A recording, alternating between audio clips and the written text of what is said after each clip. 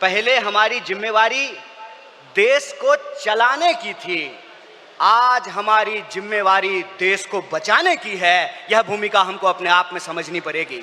कुछ ऐसी शक्तियां आज सत्ता पर काबिज हुई है जिन्होंने आजादी के आंदोलन में हिस्सा नहीं लिया। इसीलिए मैं बार बार कहता हूं, देश को आजादी माफी मांगने से नहीं, देश को आजादी लाठी खाने से मिली है, जेलों में जाने से मिली है।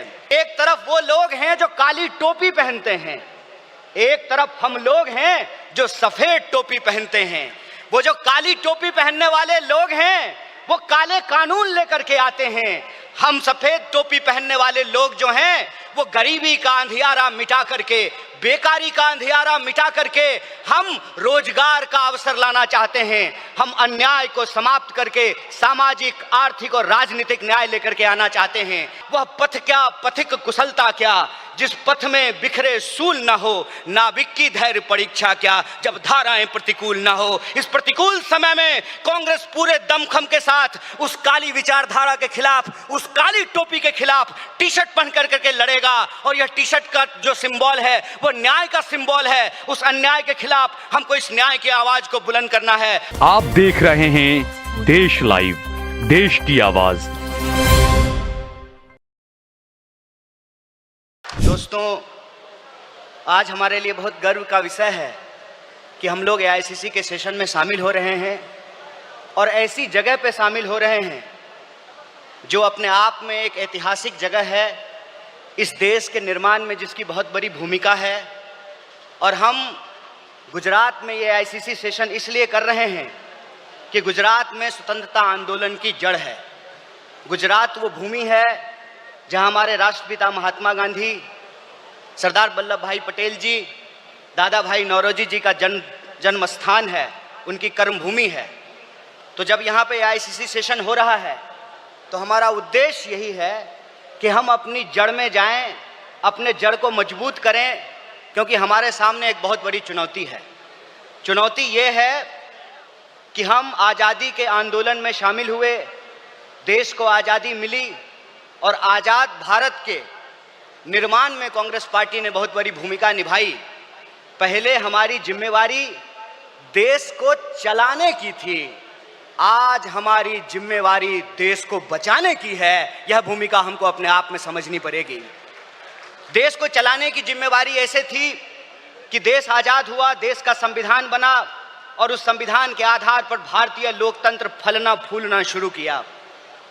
कुछ दशकों के बाद कुछ ऐसी शक्तियां आज सत्ता पर काबिज हुई है जिन्होंने आज़ादी के आंदोलन में हिस्सा नहीं लिया। इसीलिए मैं बार बार कहता हूं, देश को आजादी माफी मांगने से नहीं, देश को आजादी लाठी खाने से मिली है, जेलों में जाने से मिली है। यह जो आजादी मिली है, इस आजादी को जो लोग मानते नहीं हैं, कहते हैं ना, जिन्होंने अपना खून पसीना नहीं बनाया हो घर को बनाने में, उनको घर की बचाने की कोई जद्दोजहद नहीं होती है। घर को जब बिगड़ रहा हो तो उनको कोई तकलीफ नहीं होती है। जो संविधान को बनाए हैं वही संविधान को बचाना चाहते हैं, जो आज़ादी दिलाए हैं वही आज़ादी को बचाना चाहते हैं, जो देश को बनाए हैं उन्हीं को देश को बचाना पड़ेगा। बताइए, कांग्रेस पार्टी का एक एक कार्यकर्ता जो देश की आज़ादी पर गर्व करता है, देश के स्वतंत्रता आंदोलन पर गर्व करता है, उस आज़ादी को बचाने के लिए आप संघर्ष करेंगे कि नहीं करेंगे? अगर आप संघर्ष करेंगे तो ये लड़ाई बिल्कुल आमने सामने की लड़ाई है। ये लड़ाई है कि एक तरफ वो लोग हैं जो काली टोपी पहनते हैं, एक तरफ हम लोग हैं जो सफेद टोपी पहनते हैं। वो जो काली टोपी पहनने वाले लोग हैं वो काले कानून लेकर के आते हैं। हम सफेद टोपी पहनने वाले लोग जो हैं वो गरीबी का अंधियारा मिटा करके, बेकारी का अंधियारा मिटा करके हम रोजगार का अवसर लाना चाहते हैं। हम अन्याय को समाप्त करके सामाजिक, आर्थिक और राजनीतिक न्याय लेकर के आना चाहते हैं। इसीलिए आज जब मैं आपके बीच में बोल रहा हूं तो सबसे पहले जो ड्राफ्ट है रेजोल्यूशन की, मैं उसके समर्थन में बोल रहा हूं। और यह जो न्याय पथ है जिसको लेकर के हमारा संकल्प है कि इस न्याय पथ पर हम चलेंगे, और न्याय पथ पर चलने का मतलब यह है कि देश में कहीं भी अन्याय होगा, चाहे वो अन्याय दलितों के खिलाफ हो, चाहे वो अन्याय गरीबों के खिलाफ हो, चाहे वो अन्याय पिछड़ों के खिलाफ हो, चाहे वो अन्याय आदिवासियों के खिलाफ हो, महिलाओं के खिलाफ हो, किसानों के खिलाफ हो, मजदूरों के खिलाफ हो, किसी भी भारतीय के खिलाफ अगर कोई अन्याय होगा तो उस काली टोपी वाले अन्याय के खिलाफ हम सफेद टी शर्ट पहन करके राहुल गांधी जी के बताए रास्ते पर चलेंगे। हम न्याय का योद्धा बनेंगे और न्याय का जो हमारी पहचान है, न्याय का जो हमारा ये सिंबल है, उसी से हम इस देश को बचा सकते हैं। और देश को बचाने की जो मुहिम है, इस संबंध में मैं आपको बता दूं कि आज NSY का स्थापना दिवस है, फाउंडेशन डे है। स्टूडेंट और यूथ की एक बहुत बड़ी भूमिका है। स्टूडेंट और यूथ अलग अलग तरीके से इस देश में अपने हक और अधिकार को लेकर के संघर्ष कर रहे हैं। यह जो लड़ने वाले लोग हैं, जो न्याय के लिए लड़ रहे हैं, वो असल में कांग्रेसी हैं। और जो विचारधारा से कांग्रेसी हैं, उनको हमको साथ लेकर के आना पड़ेगा। और मैं कांग्रेस के एक एक कार्यकर्ता को धन्यवाद देना चाहता हूं कि आप इस दौर में कांग्रेसी हैं जब लोग गद्दारी कर रहे हैं, कांग्रेस पार्टी के साथ बेवफाई कर रहे हैं, चंद दौलत के लिए, चंद सिक्कों की खनक के लिए अपनी पार्टी से गद्दारी करके उस विचारधारा से समझौता कर रहे हैं। उस वक्त आप कांग्रेस का झंडा थाम करके खड़े हैं। आप सिर्फ कांग्रेस के कार्यकर्ता नहीं हैं, इस देश को बचाने वाले आप जो है सेनानी हैं। जो स्वतंत्रता आंदोलन इस देश को मिला है, स्वतंत्रता सेनानियों ने जो स्वतंत्रता हमको दिलाई है, उस स्वतंत्रता को बचाने वाले आप संविधान सेनानी हैं। इसीलिए मैं आप सबसे अपील करने के लिए आया हूं कि ये आमने सामने की लड़ाई है, ये विचारधारा की लड़ाई है। और इस दौर में हमको उस रास्ते पे नहीं जाना है जो आसान रास्ता है, जो लालच का रास्ता है, जो कुर्सी का रास्ता है। मैं कहता हूं कि इतिहास ने हमको मौका दिया है, कांग्रेस पार्टी ने हमको मौका दिया है, तो हम MP MLA बनने की कोशिश जरूर करें। लेकिन हम जिस दौर में रह रहे हैं,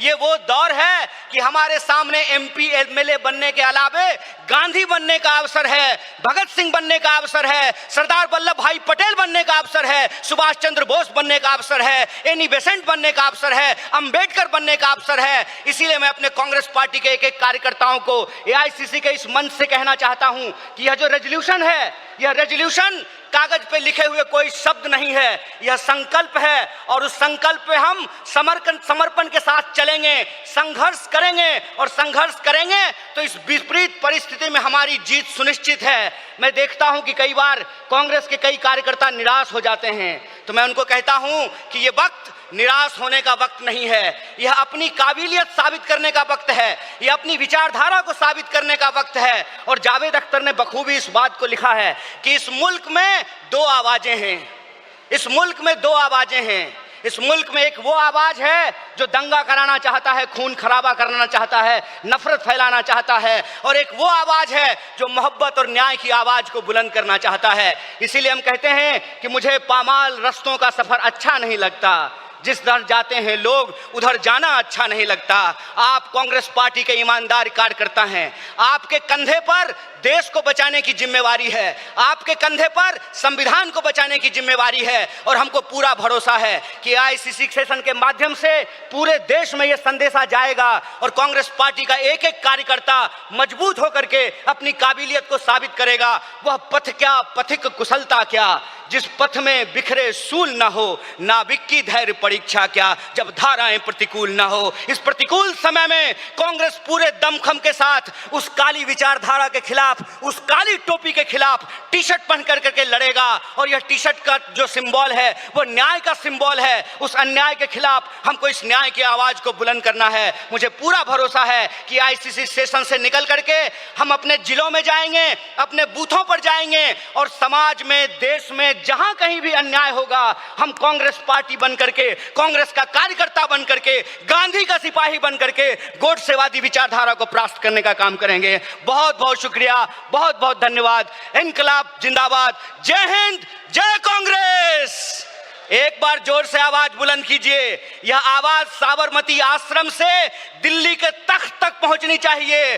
जय हिंद, जय हिंद, जय कांग्रेस।